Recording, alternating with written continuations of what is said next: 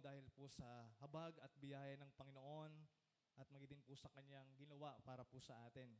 Nang siya po ay pumarito sa lupa, katawang tao upang tayo po'y abutin sa kaligtasan at sa lahat po ng sasampalataya sa kanya ay may buhay na walang hanggan. Purihin ang ating Panginoon po sa umaga pong ito. Nagpapasalamat po ako sa Panginoon for the privilege na makapagbahagi po muli sa inyong harapan. At ako po ay patuloy na ina-acknowledge na tuwing tatayo po sa pulpito ay isang pribileyo po na gamitin ng Panginoon upang ibahagi po ang kanyang salita. At isang kagalakan din po na makadalo muli dito sa church ng aking tito. Ayan, nandito po siya, kasama po yung kanya pong may bahay. Salamat sa pagkakataon. Ang tito po ay bunsong kapatid ng tatay ko at siya po yung nakakasama rin namin dati dito sa dating Beulah. Di ko makalimutan na siya rin ay nabaptize dito. And salamat na nakasama muli natin po. At ang bawat isa, at salamat din po sa Panginoon na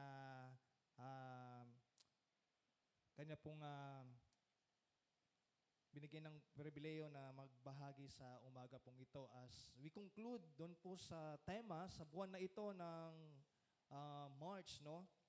Ay ating pong binabaybay yung John 15 at marami pong mga binahagi po sa atin ng ating pastor, Pastor MJ, sa buwan na ito patungkol po sa John 15 and nawa po ay nabasa po natin yung John chapter 15 as we go along sa ating pong pag-aaral throughout this month. At if not mistaken ay ating pong napag-aralan yung remain to bear, no? Isa sa mga highlights po na napag-aralan natin sa buwan na ito. At yung binigyan po ng emphasis din ng Pastor MJ yung totoong meaning po ng proning, no? Marami pong mga misinterpretation po patungkol po dito. Pero salamat sa Panginoon na bigyan po ng linaw ito sa atin sa pagbabahagi po ng Pastor MJ in terms of prone to flourish. Yung kahalagahan pala ng proning is to flourish us, to grow, and to be fruitful sa ating pong buhay pananampalataya. And also yung abiding, rooted to remain. At binigyan din po ng emphasis po ito sa atin sa buwan na ito. At ngayon po ay pang-5 linggo ng buwan nitong March. At i-conclude po natin itong John 15. At nawa po ay ating pong sa biyaya ng Panginoon ay masundan po ang kanyang mga salita sa umaga pong ito. So, if you have Bible with you po, ay pwede niyo pong buksan. Whether ito ay yung copy ng Biblia o electronics Bible. Dahil ngayon ay may mga Bibles na tayo, Bible apps tayo sa cellphone na pwedeng magamit. But whatever you prepared, Tagalog siya o English version, I encourage you to open it po sa libro po ng John chapter 15. But meron din po naman tayo sa ating pong PowerPoint para po at least ay masundan din po ng bawat isa at magiging po yung ating mga kapatiran na nasa live sa umaga pong ito. Okay? So, di ko alam kung pa-check na lang po uli yung sa clicker yan. Okay, thank you. So, buksan po natin ang ating mga Biblia sa John chapter 15 verse 8 to 12. Last Sunday, I think ay natin pong nakita rin po yung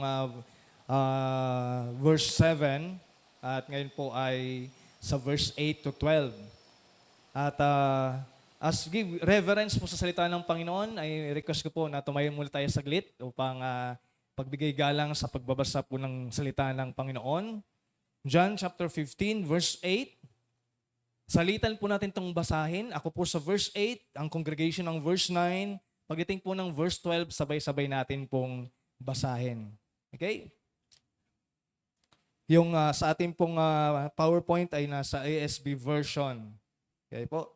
Sa verse 8, John 15, verse 8, by this my Father is glorified, that you bear much fruit, and so prove to be my disciples. Verse 9.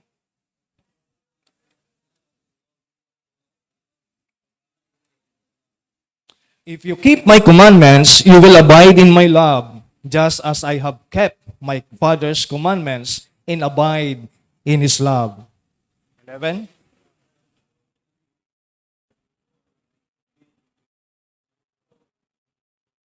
Altogether sa verse 12, begin. This is my commandment, that you love one another as I have loved you. Purihin po ang Panginoon sa pakabasa ng kanyang salita. Tayo po ay saglit na manalangin. Hingi po tayo ng patnubay sa banal na Espiritu. We believe that the Holy Spirit is our master teacher. Ako po ay isang mensahero lamang upang ibahagi po yung nais na iparating ng Panginoon sa atin sa umagang ito.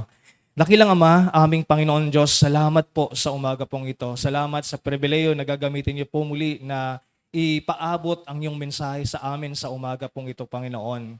Dalangin namin, Ama, na kayo po ang siyang magbigay po ng bukas na puso't isipan sa amin upang maunawaan namin, Lord, hindi lang po in terms of the knowledge patungkol po sa iyong salita, but because, Lord, ay magipong uuwi sa pagsunod nito into transformation, into fruitfulness, into sa iyo po, Panginoong kalooban, Panginoon. Kaya gamitin niyo lamang po, Panginoon, ang iyong lingkod na mouthpiece po ninyo, instrumento po ninyo upang ibahagi sa umagang ito ang iyong salita. Itago niyo po ako sa iyong likuran, kayo po ang siyang makita, hindi po ang mga bagay na sa iyong lingkod na pwedeng makita, kundi kayo po lamang, Panginoon. At anumang mga bagay na lalabas sa bibig po ng iyong lingkod ay pawang sa iyong salita lamang. At kung may mga bagay man na hindi dapat, ay huwag niyo na pong ipaintulot na malabas pa sa bibig, bagkos ang salita niyo lamang, Lord, ang kalooban po ninyo ang siyang masambit. Mag-uwi po ito sa paalala because we believe that your word is profitable for reproof, for correction, for instruction, and also for encouragement sa bawat isa sa amin, Lord. At ganoon din po yung mga kapatid namin nasa live ngayon, to pause for a while to hear your word, Panginoon, ngayong umaga. Ito po ang aming dalangin sa pangalan ni Jesus. Amen and amen. Makakaupo na po ang bawat isa. Dito po sa John 15, ay marami po tayong mga nakita in the past ilang Sunday po nitong buwan po ng March. At nakita natin na yung background nga po nito, paulit-ulit na binabanggit ni Pastor MJ sa atin, na ito yung time na kung saan before po ang Panginoong Hesus ay i-crucify o ipako sa cross. So next week, Holy Week na So medyo mapapanood tayo ng mga pagsasadula ng crucifixion.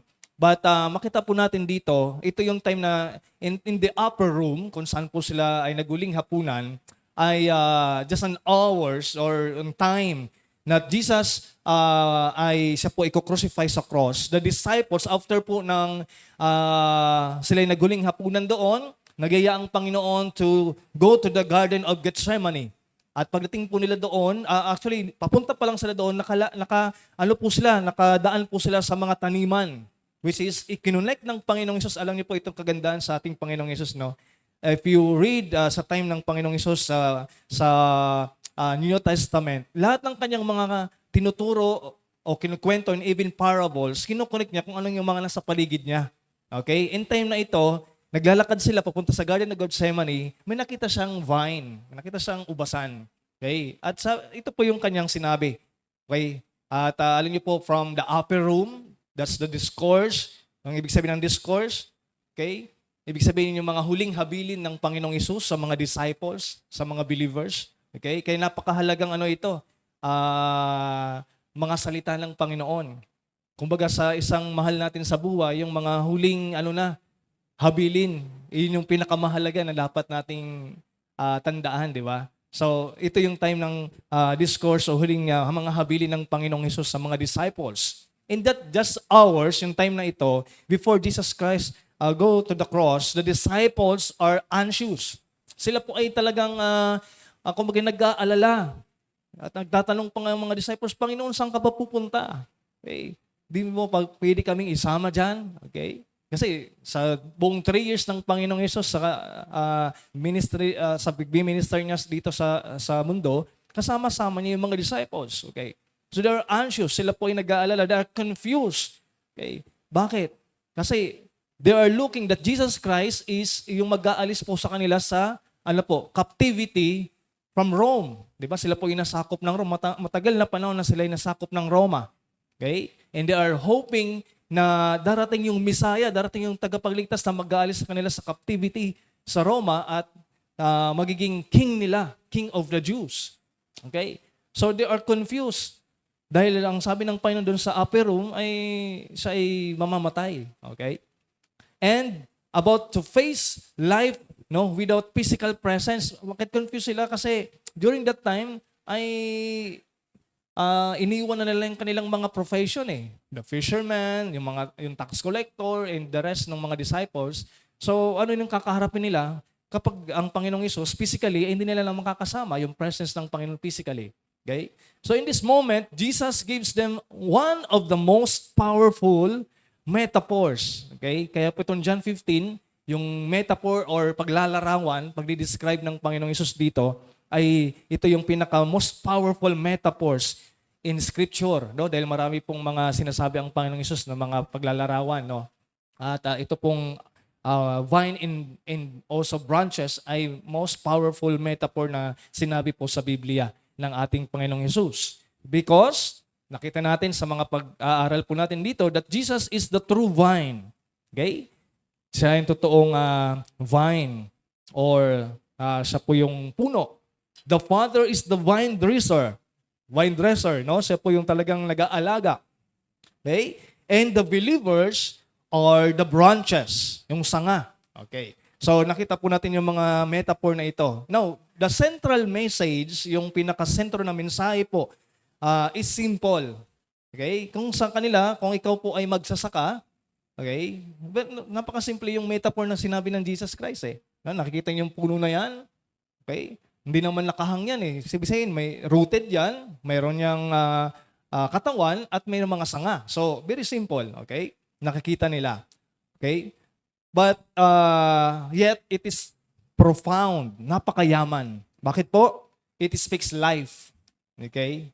It speaks buhay. Kasi yung puno na yan dyan sa ating sa gitna, kung hindi po malago yan, kung wala po yung buhay. Buhay yan, kaya po yan malago. Sabi nga namin ni Pastor MJ, yung malaking puno sa palar. Kasi laki ng ating puno dyan, no, ng tawag dyan, yung, anong puno nga ito, Pastor? Duhat. Ayan. So, hindi lang yon. Hindi lang it speaks life, but also it speaks growth. Okay? May paglago. And fruitfulness. Okay.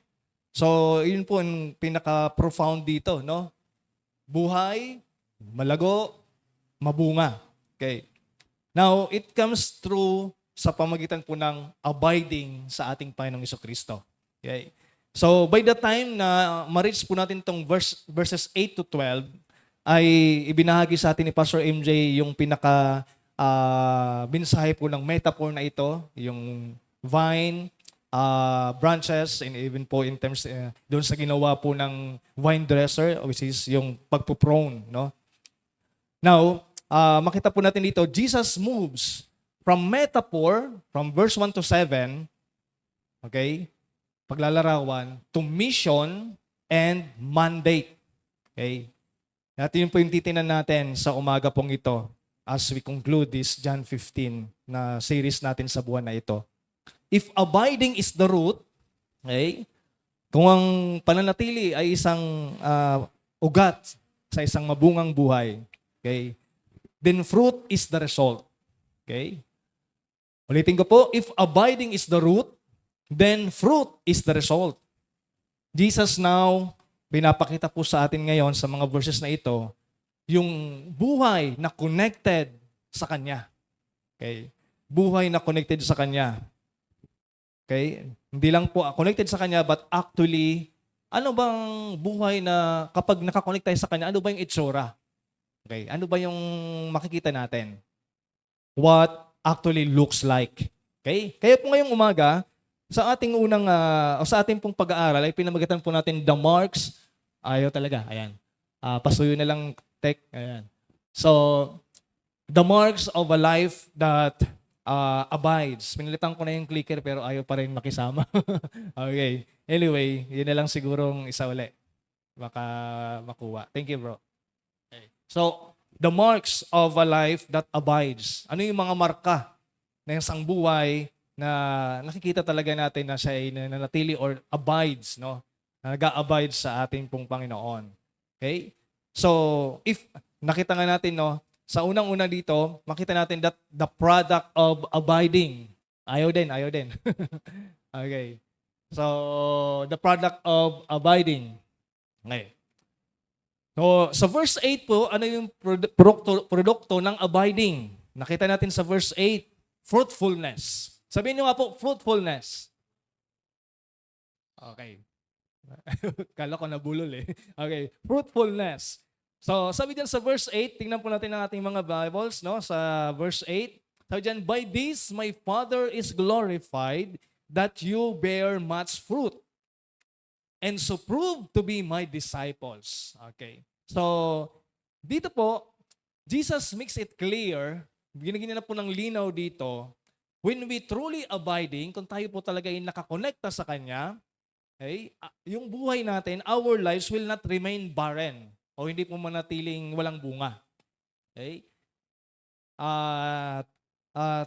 Naturally, talagang magpo-produce ng fruit. Okay? Kapag nakakonekta yung sanga. Okay? Tulad po nitong pinutol na ito, ano po nangyari? It's a perfect illustration, eh, no? Hindi na siya nakakonekta sa puno eh. Okay? Ano nangyari? It's dry up and ano po, ready to panggatong na. Ayun, taas pa naman ng ano ngayon, gasol. Okay. Natuyo na at pwede nang pang igatong, no? Okay? Pero hindi po kasi naaral natin 'yung sa pagbahagi po ng Pastor MJ sa atin na ang purpose na hindi mawawala yung salvation natin, kundi for the fruitfulness. Okay? Prone to be fruitful, maging mabunga pa, malago pa ang puno. Okay? So, they will become fruitful. Okay? Now, tingnan po natin, himay-himayin po natin yung mga verses po ito, or yung verse na ito, yung verse 8. Okay? So, makita natin, bakit yung produkto ng abiding is fruitfulness na sinabi po dyan. Because, unang-una, fruitfulness reveals God's glory. Okay? It reveals God's glory. Sa verse 8, sabi po dyan, by this, my Father is glorified. Ano po yung sinasabi niya by this? Okay? Pag sinabi niyang by this, mayroong sinabi sa unahan o sa susunod. Okay? If you study the grammar, di ba? Ganun yan eh. Pag sinabi mong sa pamagitan nito, ano yon? Baka yung sinabi niya sa unahan o sasabihin niya sa susunod. Okay? Kaya sabi dyan, by this, the Father or my Father is glorified. Anong sumunod? That you bear much fruit. Okay? Maluluwalhati daw ang Panginoon if you bear much fruit. Hindi lang sinabi ni Jesus Cristo na fruit eh. Kaya po sabi nga ni Pastor MD sa preaching niya last time din na ang desire ni Lord is hindi lang fruit, but much fruit. Maraming bunga. Okay? At hinimay niya rin po yung patungkol po doon sa bunga, kung anong bunga ba yon sa ating pong buhay. So dito, fruitfulness reveals God's glory. Because Jesus said, by this my Father is glorified. The ultimate purpose, yung pinakalayunin po, of a fruitful life, yung mabungang buhay, is not personal recognition. Hindi po para ma-recognize tayo, ang galing mo naman, okay, ang bait mo naman, sana kunin ka na ni Lord. Hindi ganun. Okay, so hindi po ganon, but divine revelation. Okay? Ano po, ma-reveal sa atin kung sino yung ating pong kinakapitan. Okay? Ang Panginoon. So a fruitful believer is like a mirror. Sino po sa inyo ang mahilig tumingin sa salamin? Okay? Di ba pag tumingin tayo sa salamin, sino nakikita? Magtaka po kayo pag iba yung makita. Siyempre, yung sarili po natin. Okay, so a fruitful believer is like a mirror reflecting the character of God. Okay? Nag-reflect sa atin po dapat yung character ng Diyos. That's a fruit, the character of God. Kaya hindi yung ginagawa natin, but ano yung character ng Panginoon. Reflecting the character of God to the world. Sa kapwa natin, yung world dito, hindi cosmos, but yung mga tao. Okay? When people see genuine love, patience, and holiness, that's the character of God, pero it reflects sa atin dapat din po yan. Okay? Because, I'll take it po in terms of obedience, pagsunod natin sa ating pong Panginoon. Obedience in our lives are Hindi po para lang masabi po ng tao na ang galing natin o ang galing mo, but rather ang galing ng Diyos mo. Na-experience mo na po ba yon sa trabaho? Sa mga working, marami po tayong mga young professionals dito. Okay. If you apply the character of God sa natutunan natin sa kanyang salita, okay, when the time po na ako po yung nag-work pa dyan sa BGC, isa sa mga goal ko, Lord, help me to reflect your character sa trabaho ko. Okay. And that's my desire po noon. And praise God, hindi man po that time pa ako ay mahiling magsalita, ngayon madaldal na. Okay. Ay na-reflect po sa ginagawa natin. Okay? Sa tamang trabaho na pinapagawa sa atin. Diba? Sa trabaho po natin, no? Okay? Paano po mag-reflect yan? Tamang trabaho, it reflects God's character. Kaya sabihin po ng mga boss natin, parang iba ka sa kanila eh. Okay? Bakit? Because the character of Christ reflecting sa buhay mo. Ang galing ng Diyos mo. Okay? Kaya tuwing tayo napupuri sa trabaho, not us. Ang galing ko kasi, pugi ko kasi, hindi ganoon. Okay? Ang galing po kasi ni Lord. Okay? It's always back to the glory sa Panginoon. Kasi siya po yung gumagawa sa atin. Mahirap po kayo magtrabaho sa corporate world, no, kapag wala ang Panginoon. Madali kang, madala sa inis, katrabaho. Okay? Pero dahil po si Kristo ay nasa sa atin, it reflect the character. That's the fruitfulness na reveals God's glory sa buhay natin. Yung kasi dinevelop ng Panginoon sa atin. Yung character ni Christ. Yun yung dinidevelop sa buhay natin. Because naturally, hindi natin character yon. Because naturally, ang character natin, we are sinners. No? Tayong makasalanan. Kaya pag binato ka ng tinapay, batuhin mo, binato ka ng bato, batuhin mo ng tinapay, hindi daw batuhin ng tinapay. Binato mo pa rin eh. No? Bigyan mo ng tinapay na may palaman. Ayan. Ibig sabihin po, yung sinasabi ko is paglalarawan lang na tinapay naman paso yung binato eh. But notice binato mo pa rin eh. Okay. So pa rin, mayroon pa rin character. Kaya yun po yung tinuturo ng Panginoon sa atin, how we respond sa mga bagay na ganito po. Now, makita po natin dito na sa pamamagitan lang ng Panginoon. That's why makita natin that fruitfulness shift the spotlight from self-display to God display. Okay? To God display. Crucial po ito sa ating mundong ginagalawan. Bakit po? Because we are in a culture, no, in terms of celebrate self-promotion. Kaya ang dami po ngayon ng mga gumagawa ng content, di ba? Self-promotion. Okay? Ngunit makita na dito that Christ calls us to exaltation, God exaltation, not self-promotion. God exaltation.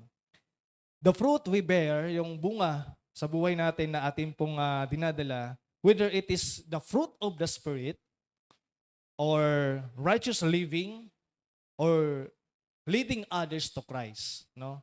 Na atin pong sa ating pong ginagawa ay nalilid natin sila sa kay Kristo. It becomes visible, nakikita po, no? Evidence, visible evidence that God is at work, gumagawa ang Panginoon sa buhay natin. So, kaya nga po in application, let us ask ourselves, tanungin po natin yung ating sarili. Does my life, yung buhay ko po ba ay nagpo-point sa tao kay Kristo? Okay? Yung buhay ko ba ay yung aking kapwa ay naipo-point ko kay Kristo, nadadala ko kay Kristo sa aking mga sinasabi, ginagawa, naipo-point ko ba kay Kristo? Sa mga estudyante sa school, okay? Sa workplace, sa mga trabaho po natin, or most especially sa ating tahanan. Okay. Kasi the most na una po maka-observe sa atin, nakatigit kapag hindi pa believers yung ating pong family, is our family. Okay? Na madadala natin po sila because of our actions or ating pong pamumuhay din. So are people seeing Christ through our actions, attitudes, or responses? Okay. Kaya let us evaluate po as we meditate po itong salita ng Panginoon. Nakita natin that fruitfulness reveals God's glory. Hindi po sa atin but sa kapurihan ng Panginoon.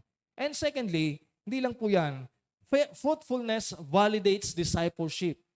Because sabi dun sa verse, yung ating babalikan yung verse 8, diyan pa rin po tayo, hinihimay-himay lang natin, no, yung verse. Sabi diyan, that you bear much fruit and so prove to be my disciples. Mga nakayelo na word po dyan yung ating pong tinitingnan.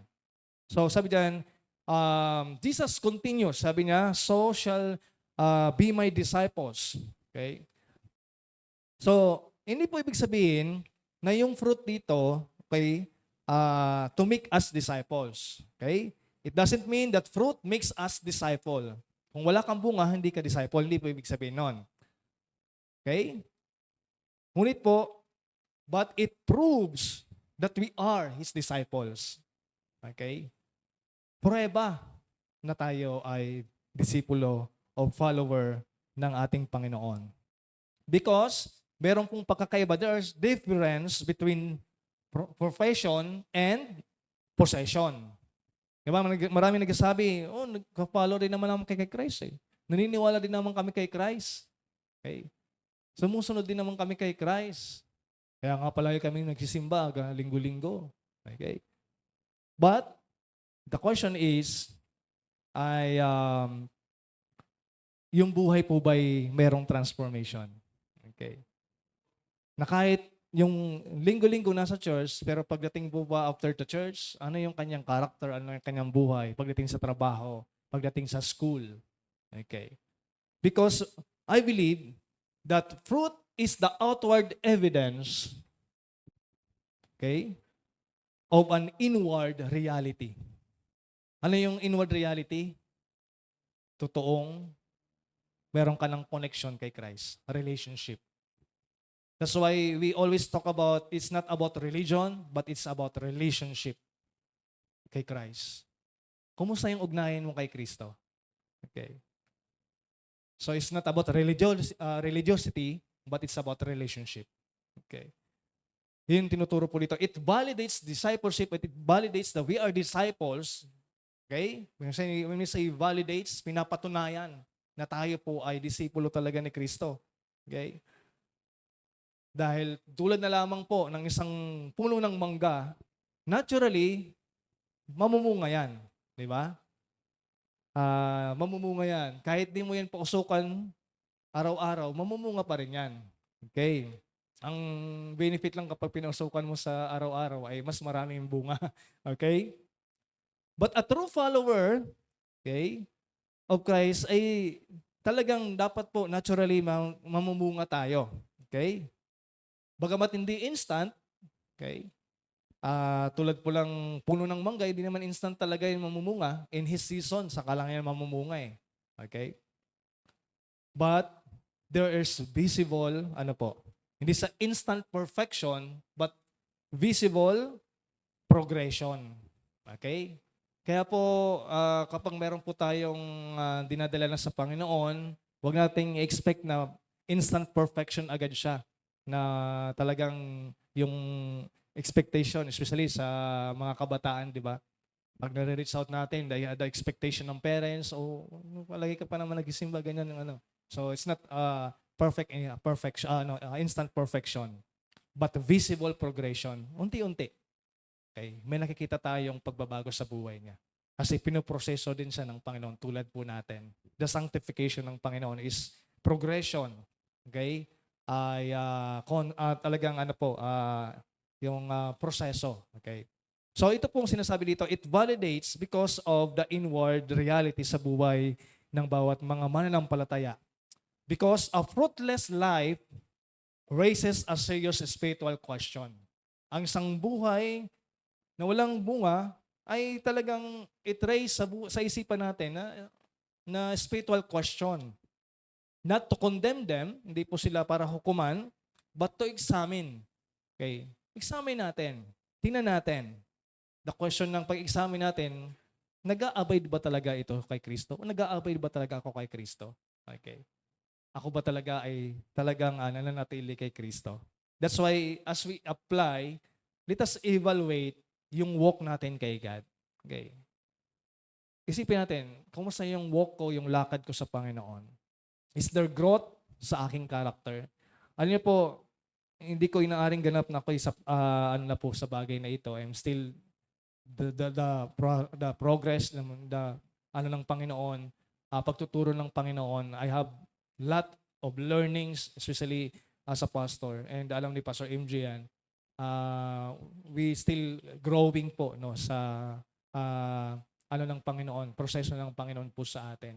And I praise and thank God for His Word dahil talagang kapag may mga times po na na-realize ko na may correction, nakita ko sa salita ng Panginoon. Okay? And doon po ako magpapa-validates, Lord. Validates my life according sa iyo. Okay? And nandun yung ating response din ng humility. Okay? Kasi alam natin po, the Word of God is a mirror sa ating pong buhay. Kapag binasa natin, it reflects, ay may dumi pala ako sa mata. May ano pala, may hindi pala ayos yung buko. So, just the Word of God. Okay? At maraming salamat sa Panginoon dahil ang kanyang correction, it validates talaga ako'y disciple niya. Ako'y anak niya. Okay? Dahil kinokorek tayo. Okay? At sa correction naman is love ng Panginoon sa atin. Okay? So, that's why a fruitless life raises a serious question. Hindi mag-condemn ng kapwa, but to examine lang para makita natin, even sa ating sarili mismo, to examine ourselves, our walk sa ating pong Panginoon. Okay? Yung growth natin, yung character natin sa Panginoon. Okay? And increasing sa pag-obey natin. Kasi dapat yung obedience natin, pagsunod natin, nag-i-increase din sa Panginoon. Okay? Or is there a burden? Isa sa mga sign of growing yung nagbo-burden ka na i-share si Christ sa iba. Di ba? Naboburden ka na talagang hindi ka makatulog kasi gusto kong talagang makakilala tong mahal ko sa buhay na ito sa Panginoon. Okay? Discipleship is not just what we say. Okay? It is what we show. Hindi yung ating sinasabi, ngunit kung ano yung ating pinapakita. Okay? So, as we continue po, yung pangatlo na subpoint natin dyan, fruitfulness requires connection. Okay? So, makita natin po dito na na-emphasize po sa pag-aaral po natin sa pangunan ni Pastor MJ from verse 1 hanggang verse 7, itong bagay na ito, yung connection, no? But through, sa pamagitan po niyan, it connects po, it carries into sa verse 8 to 12. Okay? Yung fruitfulness is only possible, posibly ang fruitfulness, through abiding kay Christ. Okay? Kapag hindi tayo naka-abide kay Christ, sabi na sa verse 5, di ba? 15:5, we can do nothing. Okay? Wala tayong magagawa kapag hindi tayo naka-abide. Kaya, possible lang po yung fruitfulness if we are abiding kay Kristo. Because kinilaro ng Panginoon yan. For without me, sabi ni Christ, you can do nothing. So a branch has no life itself. Just like that branch. Wala na siyang buhay. Okay? Bakit? Hindi na siya nakakonect sa puno. Okay? So, it does not struggle to produce fruit. No? Because hindi siya nakakonect. Okay? Pero, ang isang puno na nakakonect, hindi rin siya mag-struggle na mag-produce sa kanyang sariling bunga. It's simply, kailangan niya lang nakakonect to the vine. Nakakonect lang sa puno ang sanga dapat. Dahil po, yung puno, the life of the vine flows through it. Okay? Yun nag-flow para pumamunga yung sanga. Okay? Dahil nakakabit po siya sa puno. Ano po ba, naka-picture out niya yung metaphor. Okay? So, in the same way, Christian fruitfulness is about it's not about self-effort. Okay? But spirit dependence. Tayo po ay nakadepende sa banal na spirito lamang. Okay? For without Him, we can do nothing. Okay? Kaya, alam niyo yung awit, gusto kong bumait pero di ko magawa. Kapag wala yung Holy Spirit, hindi siya nakakonekta kay Kristo, hindi talaga magagawa niya yun. Okay? powers pa possibly ang pwedeng mangyari sa buhay niya. He or she needs to connect to Jesus Christ by simply admitting na hindi niya kaya nga kung wala ang Panginoon. Sapagkat many believers, marami mga nananampalataya kuno, okay, becomes frustrated, okay, because they try to produce a spiritual result on their own sa kanila pong sariling kakayanan. Through human strength, human serving, ministering, and even loving others on their own. Okay? Without deep connection. Kaya po, ito yung napakahalaga. If we have deep connection, yung ating pong ginagawa kay Christ, it becomes,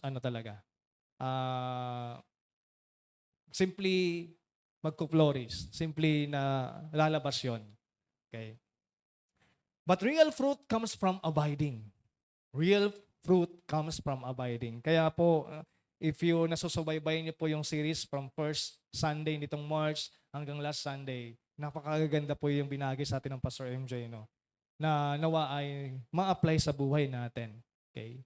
Especially po in terms sa response natin kapag may mga times na pinuprone tayo ng Panginoon. Okay? Because real fruit comes from abiding. From what? Abiding in His Word, sa Kanyang salita.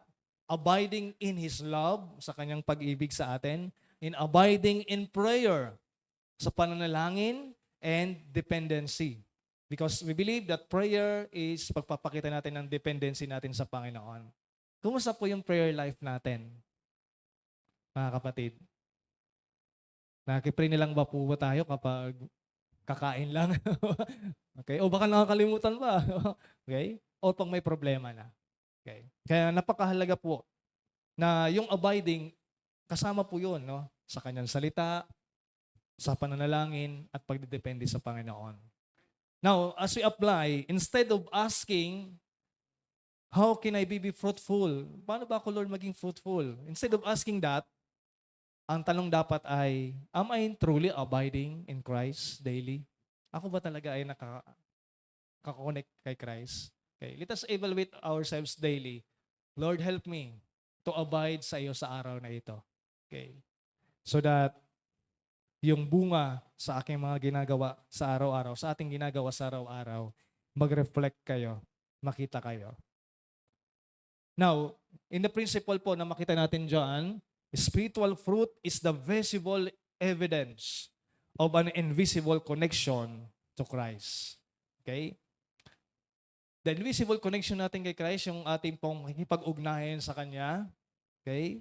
Makikita po yung visible evidence with the spiritual fruit na i-apply po natin, nagagawa po natin. And ano po yung spiritual fruit? Okay? Galatians chapter 5, verse 22 and 23. But the fruit of the Spirit is love, joy, peace, and so on and so forth. Na nabanggit po doon sa Galatians chapter 5, 22 and 23. Okay. Now, let us examine our life.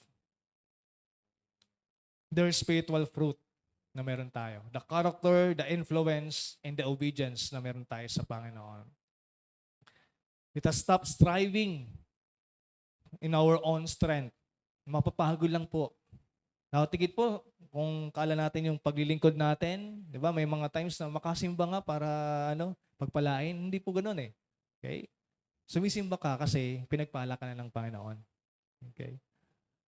Yung buhay mo pa lang po, pagising, pagpapala na yan eh, di ba? So we are here now not just to bless, we are blessed. That's why we are here. Okay?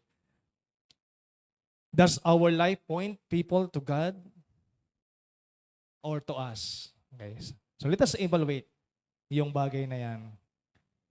If you're truly connected to the vine, if we are truly connected sa puno, okay, our life will show the fruit. Yung buhay natin, darating at darating, makikita yung bunga. Okay. Now, nakita natin, fruit is the outward evidence. Nakita po natin, that's the first point. But what sustains the fruit? Ano kaya nagsusustain dun sa bunga na yon? And we will go to the next verses. No, Jesus now moves to the deeper from what we produce. Okay? Deeper yun. Kasi yung bunga is talagang makita natin dito ay ito po talaga yung natural result kapag nakakonect tayo sa vine.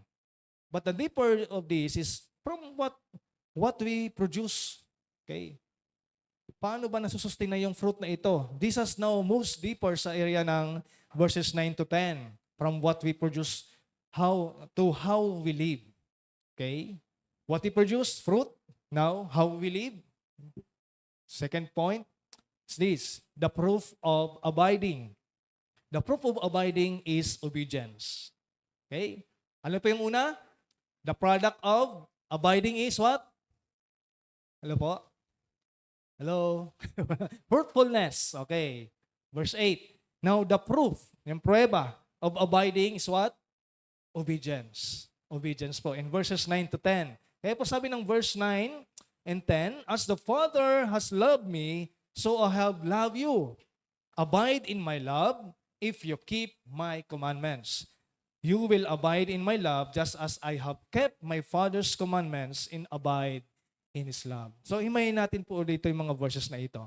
So, Jesus now moves from fruitfulness, which is the result ng tayo naka-abide kay Christ, to obedience, which is the proof na tayo naka-abide kay Christ. Prueba. Okay? Fruitfulness, result. Obedience, proof. Okay. So the evidence, ang ebidensya po dito that we are truly abiding kay Christ is not emotionally experienced, no? But practical obedience. Practical obedience. Hindi lang tayo nadala ng ating takbo ng damdamin.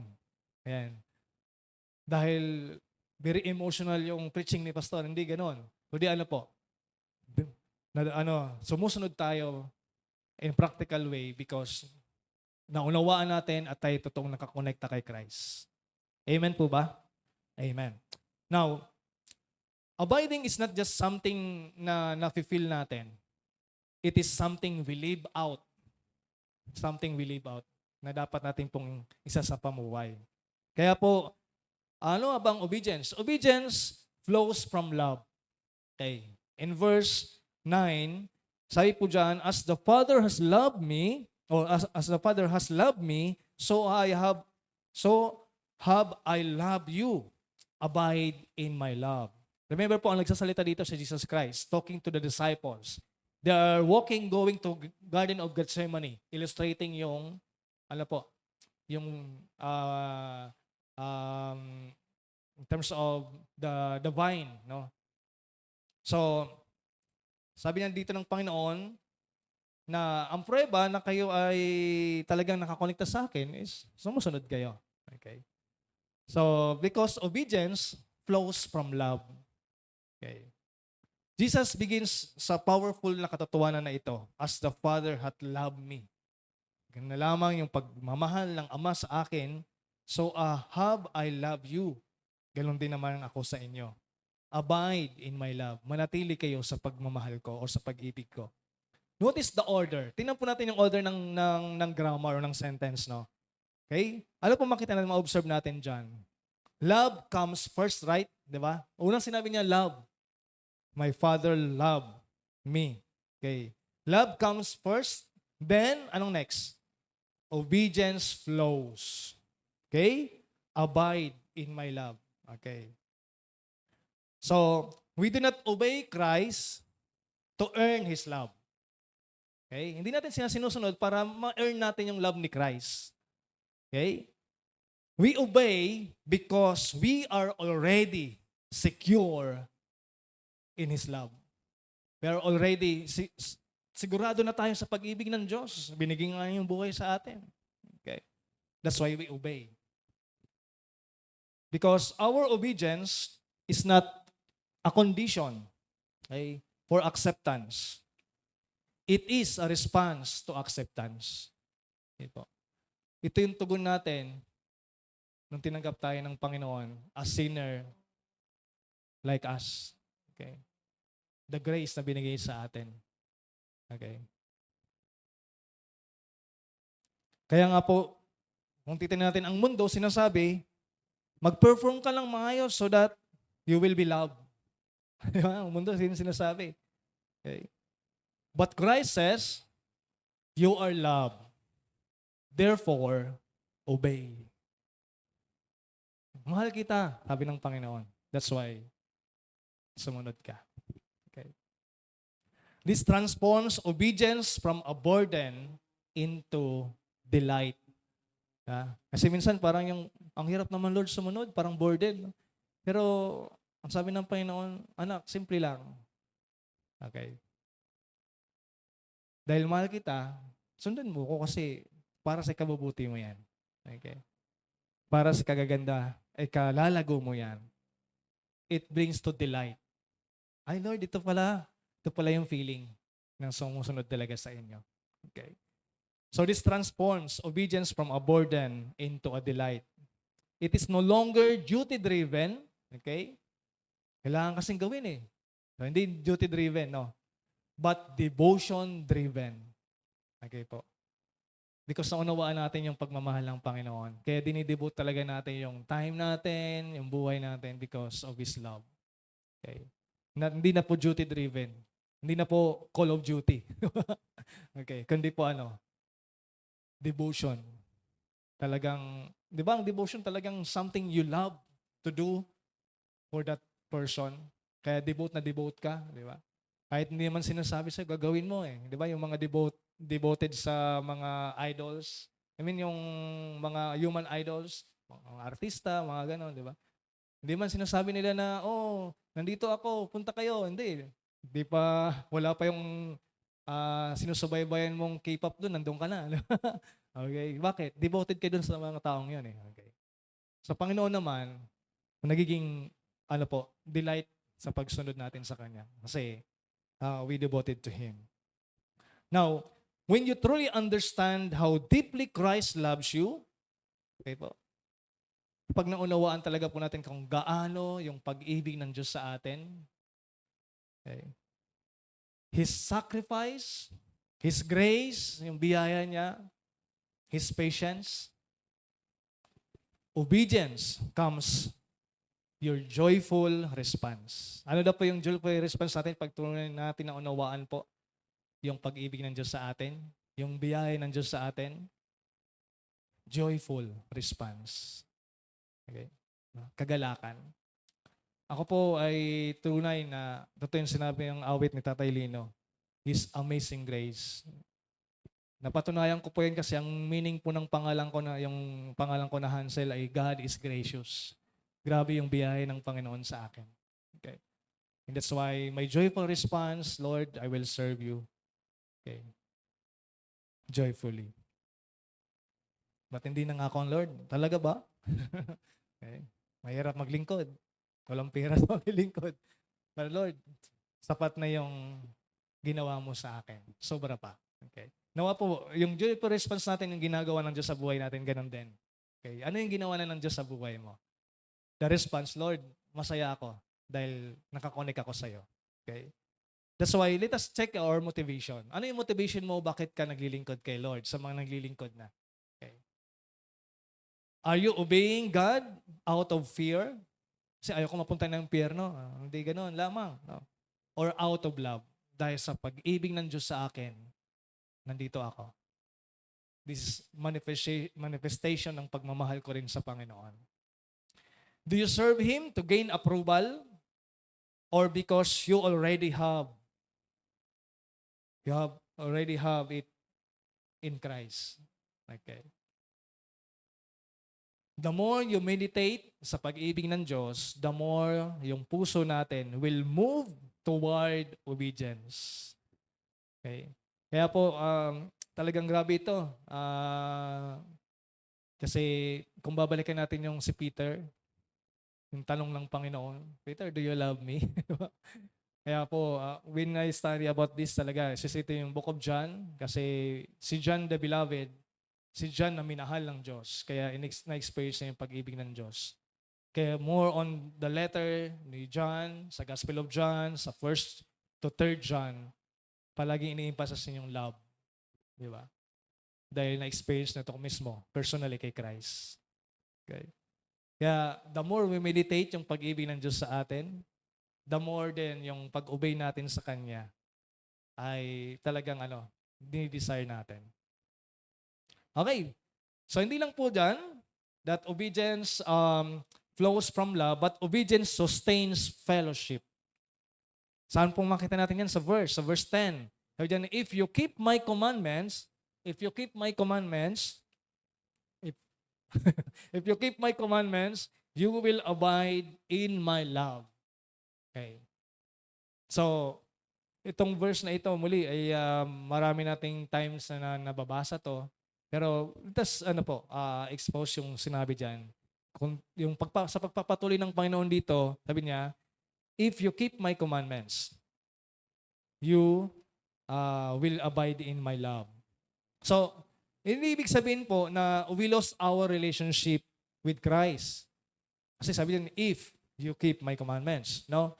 But when we disobey, hindi po nalulos yung ating relationship. But we lose our sweetness of fellowship sa Panginoon. Okay. There's difference, meron pong pagkakaiba between relationship and fellowship. Take note of this, no? Pagkakaiba ng relationship and fellowship. Because relationship is established by grace. Sa pamagitan po ng yung ginawa ni Christ. Because grace is unmerited favor. Ephesians chapter 1, di po ba? Hindi natin po pinagtrabahuan. Ang grace po ay hindi po siya in-earn, hindi po pinagtrabahuan, but na-receive natin sa Panginoon. Ano po yung na-receive natin? Na tayo become His children, to become His children nung tinanggap at pinanampalataya natin si Kristo. But fellowship is maintained by obedience. Okay? Na-maintain yung fellowship natin kay Kristo, yung sweetness ng fellowship natin, by obedience. Ano po yung ibig sabihin? Yung nai-enjoy natin palagi yung kanyang presence. Naranasan na po ba natin sa buhay natin na parang, Lord, parang ang layo mo, Lord? Kaya pag ganun na, evaluate natin, may mga bagay ba sa buhay natin na na-lose natin yung sweetness fellowship natin kay Christ? Dahil nag-disobey tayo. Okay. Or hindi tayo sumunod sa kanyang salita.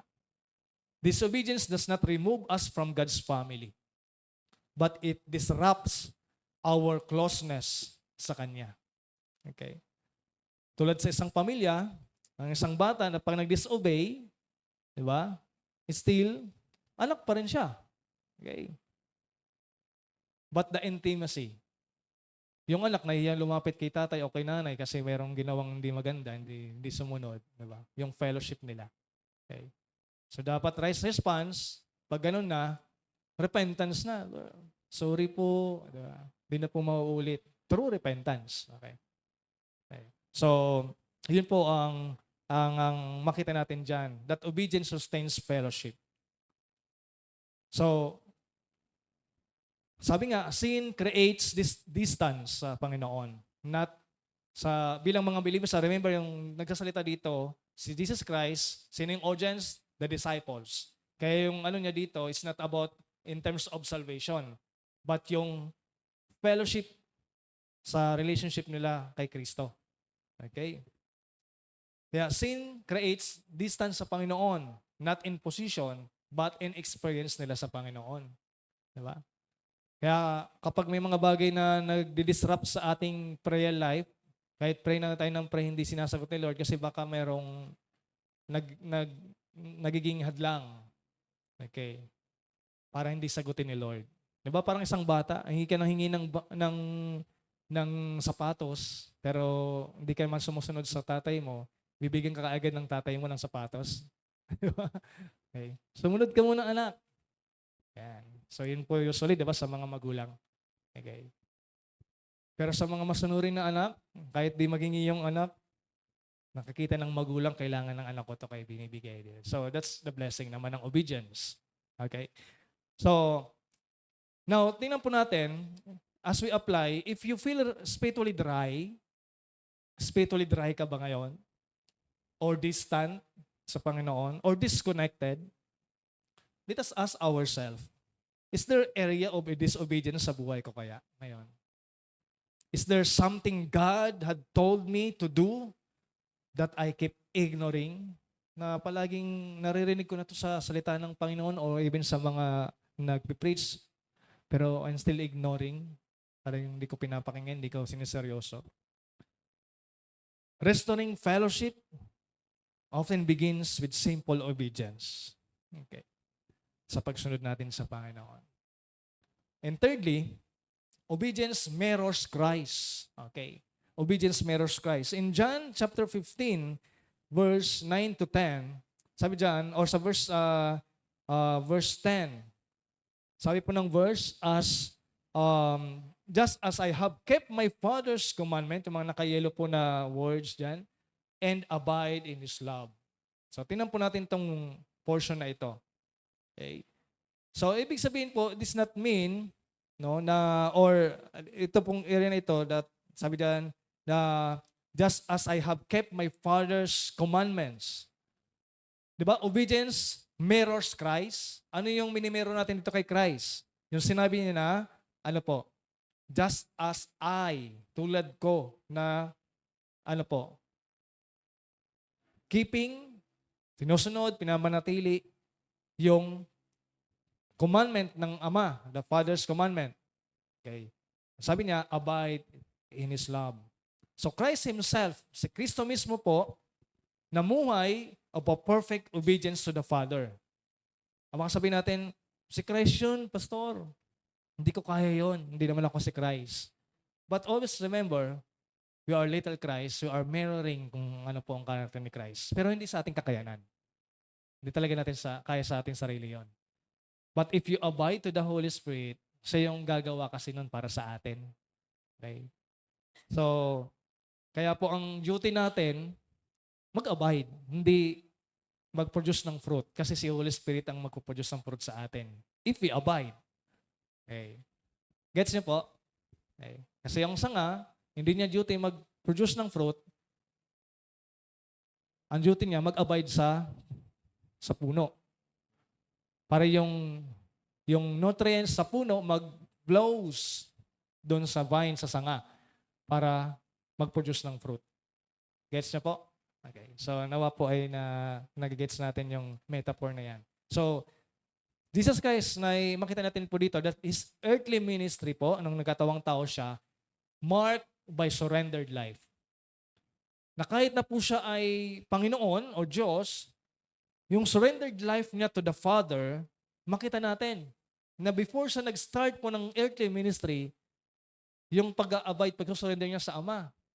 Okay? Na every paggagawa niya ng miracles, talagang nag-ano siya sa Ama. Yung kalooban ng Ama. Okay? Napansin niyo po yun sa mga miracles ni Christ. Hindi niya agad na mistang, walang alak. Ganun agad siya. Hindi naman eh. Okay? Sabi pa nga niya nung to Mary, hindi pa panahon. Pero hiningi niya ng sa Ama. So that the Father will glorified. That's the first miracle na ginawa ni Christ, di ba? Okay. So, submission. Pagpapakita ng submission yon to the Father. And alignment sa will ng Panginoon. So, hindi siya nagmadali. In-align na doon sa will ni Lord. So, now He calls us naman to follow His pattern. Follow His pattern. Because our obedience becomes a reflection of Christ's obedience. Okay, reflection ng pagsunod natin kay Christ. Because when we obey, kapag sumusunod tayo, we reflect His humility, demonstrate yung pagsusurrender natin sa Panginoon, and we display yung puso natin sa Panginoon to the world. Okay. Because obedience is not just about following rules. Tulad ng ginagawa ng mga Pharisees, no? Doing or mga rules na sinasabi. Okay. It is about revealing Christ, not following rules. Because the more we obey, the more we look like Him. The more we more like Him. If we obey. Kaya po, patuloy nating tanungin ang ating sarili. This is a self-reflection. Does my life reflect the obedience kay Christ? Okay. When people observe sa ating mga ginagawa, nag-reflect yung surrendered life kaya natin kay Lord. Okay? Because every act of obedience is an opportunity to say, Lord, I want to live like you. Okay? I want to live like you. In every opportunity na tayo po ay nag-act ng obedience sa Panginoon. The principle, abiding is not passive. When we say passive, wala ka nang ginagawa. Just ligtas ka na, wala ka nang ginagawa. No, this is passive, yung abiding. But it is proven through active obedience. Active obedience. Magkakaroon po ng totoong prueba po yung pag-abide natin kay Christ through active obedience natin. At ano yung mga sinusunod natin sa Kanya? His commandments. Sabi niya dyan if you keep my commandments.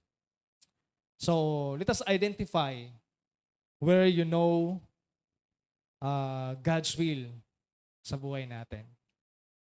Now, gising pa po ba? Kaya pa? Okay, may oras pa po ako. No? So, let us identify areas sa buhay natin. Nakita natin that fruit, yung bunga, shows it. No? Yung naka-abide tayo, yung bunga, nakikita. It shows it. Obedience naman, proves. Prueba. Mangga nga. Okay. So, it proves. Now, but what is the ultimate expression naman ng abiding? Okay? Ano naman yung ultimate expression, pagpapakita ng pagsunod natin or pag-abide natin, pananatili natin kay Christ?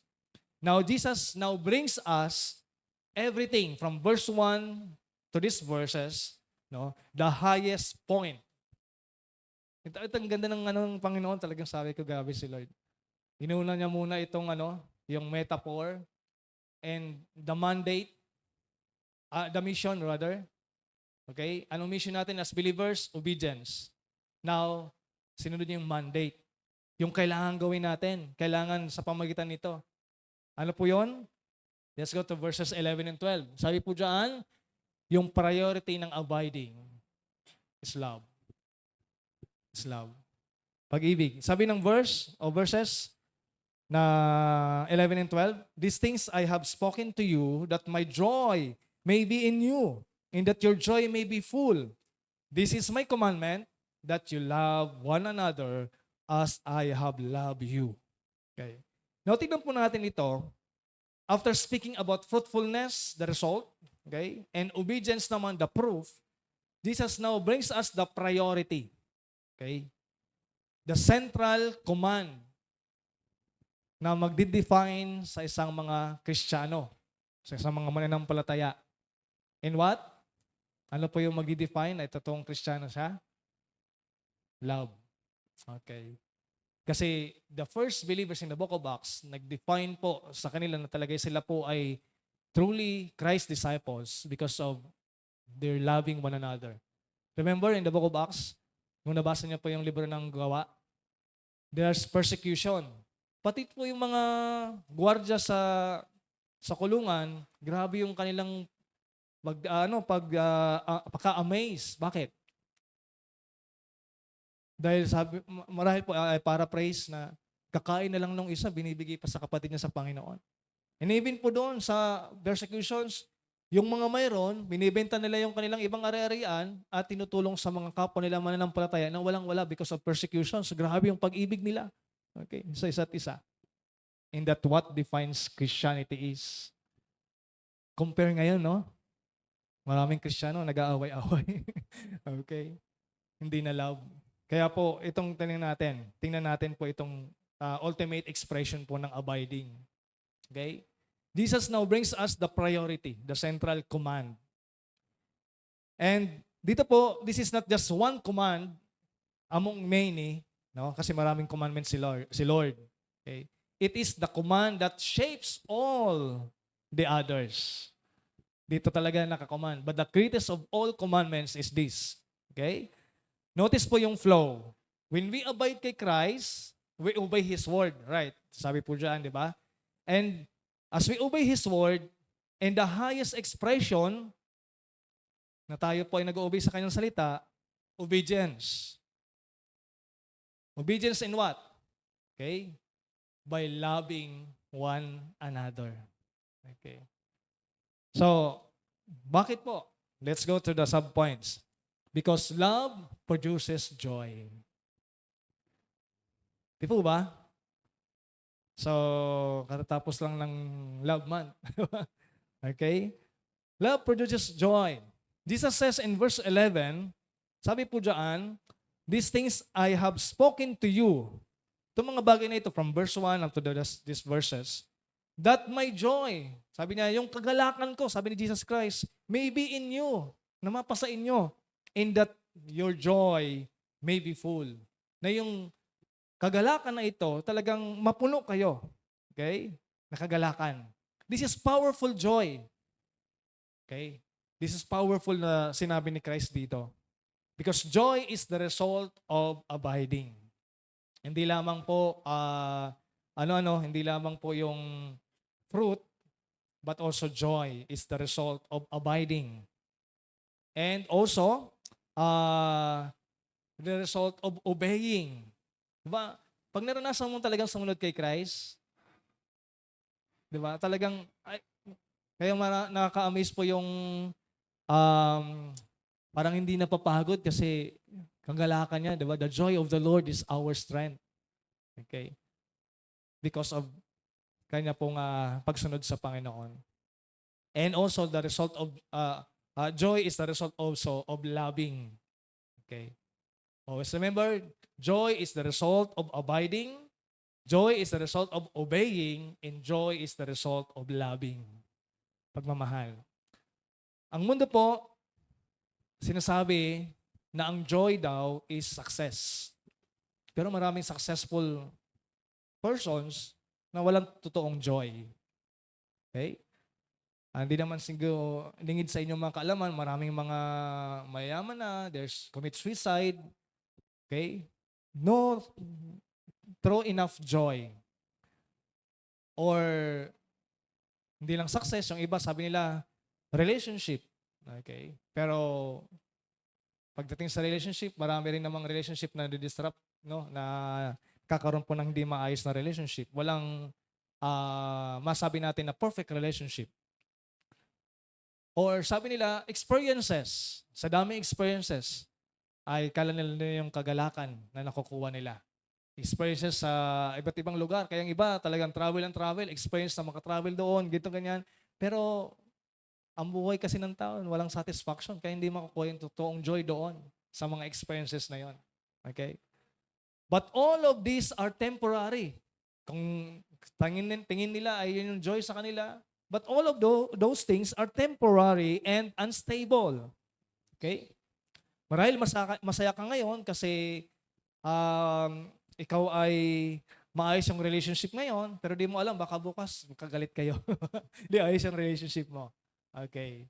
Or masaya ka ngayon kasi you experience yung ganda ng ganitong lugar, pero uuwi ka pa rin naman sa Pinas. Okay. So hindi pa rin, di ba? So unstable pa rin yung joy na yon. Maybe masaya ka on that moment. Okay? So Jesus offers a different kind of joy dito, sabi sa mga disciples. Posibleng sila yung masaya, kasama nila si Jesus Christ, pero sinasabi, pinipipray kasi ni Jesus itong mga disciples eh. Okay? Paano kaya ito pag wala na ako sa kanila? Masaya pa kaya itong mga disciples na ito? Ito na, palapit na sila, paalis na si Jesus, mamamatay nga siya eh. Okay? So kaya pinipipray niya na ang joy hindi sa experience nyo ngayon, nakasama nyo ako physically. Okay? But yung joy na sinasabi niya, deep, abiding gladness that is not based on circumstances, but on connection with Him. Connection natin sa Kanya. And love for others. Vertical and horizontal. No. Makita natin dito, when we love like Christ, we are, malalayo po tayo sa selfishness. Okay. Sa selfishness. We experience the blessing of giving dahil nga po sa tayo ay masaya sa Panginoon. Not just receiving. And also, we walk in alignment with God's design. Yung disenyo ng Panginoon sa atin. Okay? And that produces fullness of joy. No? Talagang grabing kagalakan sa Panginoon. Because a loveless life becomes a joyless life. Tama po ba? Yung loveless life, hindi ibig sabihin yung walang girlfriend, boyfriend. Hindi yun. Loveless. Ibig sabihin, hindi marunong magmahal o hindi nagmamahal sa kapwa. Okay? Becomes a joyless life. Okay? But a life marked by Christ-like love becomes a joy-filled life. Joy-filled life. Kaya po, ito as we conclude itong abiding series po, itong buong March, nawa makita po natin, the greatest expression of abiding is love. Okay? Na gustong iparating ng Panginoon sa mga disciples na ito. If our joy is fading, don't just change your situation. Check your relationship. Just check your relationship sa Panginoon. If your joy is fading. Am I loving others the way Christ loves me? Okay? Or I'm living self-centered or Christ-centered. Secondly, as we reflect pa rin po dito, love reflects Christ. John chapter 15, verse 12. Sabi diyan, that you love one another as I have loved you. Okay? So muli, Jesus makes it clear. Klaro niya po dito sa verse na ito o sa portion na ito. And this raises the standard of love to its highest level. Highest level of love. The love of Christ Himself. Paano ba nagmahal ang Panginoon? Okay? Kasi paano natin ma-reflect yung pagmamahal na ito? This is not emotional love. Pag siyang emotional love, pag feel ko lang na love ko siya ngayon. Okay? So, emotional love ang tawag daw doon. Or conditional love. Kapag binilihan niya ako ng ganito, ayan, love ko siya. So, hindi ganoon, not conditional love. Or convenient love. Hindi po convenient love, no? Na sinasabi na mahal ko siya when it's easy. Kapag medyo mahirap na, galit-galit muna kami. So, hindi ganoon. Not convenient love. So, ano pong sinasabi ni Christ dito na love na meron siya? A Christ-like love. Unang-una, sacrificial love. Kasi si Christ, He gave His life sa buhay natin. Sinakripisyo niya. Unconditional love. He loved us while we were yet sinners. Christ died for us. Okay? That's unconditional love. Thirdly, intentional love. He chose to love even when it cost Him. Diba? Intentional. Diyos siya na katawang tao, intentionally, para iparanas yung pag-ibig ng Diyos sa atin. Sabi nga, di ba? God demonstrate His love toward us that while we were yet sinners, Christ died for us. So, yung tatlong bagay na yon na gusto pong i-reflect ni Christ sa buhay natin o ma-reflect si Christ sa buhay natin. Ano po yon? Sacrificial love, unconditional love, and intentional love. Lord, ang hirap. Okay? Pero if you abide in Him, Lord, ganito pala. Masaya pala. Di po ba? Dahil ang Holy Spirit naman po nagbibigay ng kakayanan.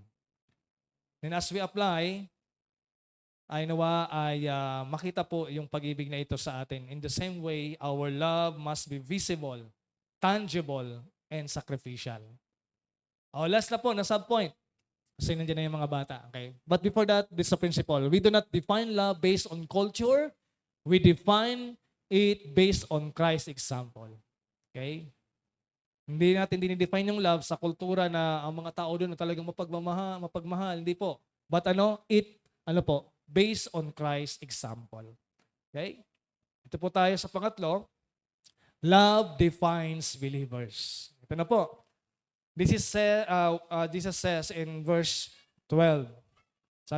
Sabi diyan, this is my commandment. Okay, this is my commandment. So, love defines believer. Kasi kinuman niya sa atin mga mananampalataya. Hindi po ito suggestion, Not an option, but defining mark. Defining mark. Marka ng isang Kristiyano. Okay? He declares that the world will know that we are His disciples. Diba sinabi ng Panginoon? Sabi niya, malalaman ng mundo, ng sangkatauhan, na kayo ay aking mga disipulo if you love one another. Okay. Hindi niya sinabi niya ba, if kapag yung service niyo ang ganda, o kapag yung ministry ninyo ang dami, o kapag malalaman ng tao na kayo disciple ko kapag ang building ng church niyo ang ganda. Hindi ganoon ang sinabi ni Christ eh. O hindi sinabi na kapag marami kayo dyan. Hindi, ganoon ang sinabi ni Christ. Sinabi niya, if you love one another, people then know that we are His disciples. Disciples, no? This means the identity of a true Christian community, no? Hindi po yung pagiging gifted ng bawat mga mananampalataya, hindi po doon. Not knowledgeable sa theology, hindi din po doon. Though it is important para hindi tayo ma-deceive. Not successful in the ministry, hindi rin po yun, but how deeply they love one another. Okay? Because love is the evidence that Christ is truly among His people. A church na kung saan nandun yung pagmamahal, no? Because a church may have powerful preaching, di po ba? Pwede yung isang church, grabe, powerful preaching palagi. Or excellent programs. Or growing in attendance. But without love, ano daw pong mangyari? It loses its spiritual authenticity. It loses yung talagang pagiging, church. Diba? Maraming nangyari niyan. Even sa US, diba? Mga big churches doon. Okay? Because love creates unity in diversity. Makakaibaban tayo, pero if the bottom line natin, pagkakaisa is pag-ibig, it defines pa rin. Grace in conflict, di ba? Yung biyaya sa bawat isa. And strength in weakness. Okay? So it binds believers together in a way that nothing else can. Kaya po ito yung mag-define sa atin mga mananampalataya. Yung pagmamahalan, pag-ibig. That's why that's our prayer of Pastor MJ, that this church ay ma-feel as a family. Nandun yung pag-ibig so that people will know that we are His disciples. Now, in a principle, the highest expression of abiding in Christ is loving others like Christ. Loving others like Christ. Now, as we end po, you are never more like Jesus, no? And as I conclude, so yun na lang, okay. You are never more like Jesus than when you love like Jesus. Okay? Saan na ba tayo? Yan. So, as I conclude, Jesus brings it all together sa lahat po ng inaral natin sa buwan na ito. If we truly abiding sa Kanya, we bear much fruit. If we truly abiding sa Kanya, we walk in obedience. And if we truly abiding sa Panginoon, we will love one another deeply. Ito. Because at the end of the day, the Christian life is not just about what we know. Hindi lang ang dami nating alam sa Biblia, hindi po ganun ang Christian na buhay. It is about how we live. Paano natin po ito sinasapamuhay. And most clearly nakikita in how we love one another. Amen? Amen po ba? Okay. Jesus is not calling us to try harder. He is calling us to abide deeper. Because abiding produces fruitfulness, abiding proven by obedience, and abiding is perfected in love. Okay. And the final challenge mo sa umaga pong ito sa bawat isa sa atin, are you abiding or just appearing? Okay. Are you abiding or just appearing? Because a life rooted in Christ will always bear fruit, walk in obedience, and overflow with love. Overflow with love. Tayo ay manalangin. Dakilang Ama, Panginoon, salamat po sa umaga pong ito. Salamat sa katotohanan ng iyong salita. Lord, sa umaga pong ito, kung mayroon man sa aming kalagitnaan, even sa live, Lord, na hindi pa nakakonekta sa inyo, because we believe that the truth is apart from Christ, we can do nothing. John 15 verse 5. We cannot bear fruit, we cannot have true joy, and we cannot love like Jesus unless we are first connected sa Panginoong Yesus. Panginoon, that connection begins when we recognize that we are sinners. Kaya Panginoon, kung meron man sa aming kalagitnaan, that connection begins, i-recognize po nila nawa that they are sinners, saved only by your grace. To believe in Jesus Christ, the finished work of Jesus Christ, doon sa cross ng Kalbaryo po, Panginoon, na namatay si Jesus para sa aming kasalanan, kabayaran ng aming kasalanan, kapangyarihan ng kasalanan, and sa darating sa presensya ng kasalanan. And receive Him as Lord and Savior, Panginoon. Nawa kung ito po ang panalangin ng inyong puso, the connection to Jesus Christ begins if you believe and accept the message of salvation today. And Heavenly Father, maraming salamat po sa iyong salita na nagpaalala po sa amin ngayon na kami ay manatili, mag-abide sa aming Panginoong Hesus. Panginoon, inaamin po namin na maraming beses po na sinisikap naming mamuhay o mabuhay sa sarili naming lakas. Naging busy kami, distracted, at minsan disconnected na palas po sa inyo po, Panginoon. Patawarin niyo po kami, Panginoon, sa mga panahong mga mas pinipili po namin na gumawa kaysa manatili sa presensya niyo po, Panginoon. And Lord, we pray and we ask, draw us back to you, Panginoon, to draw us back to you.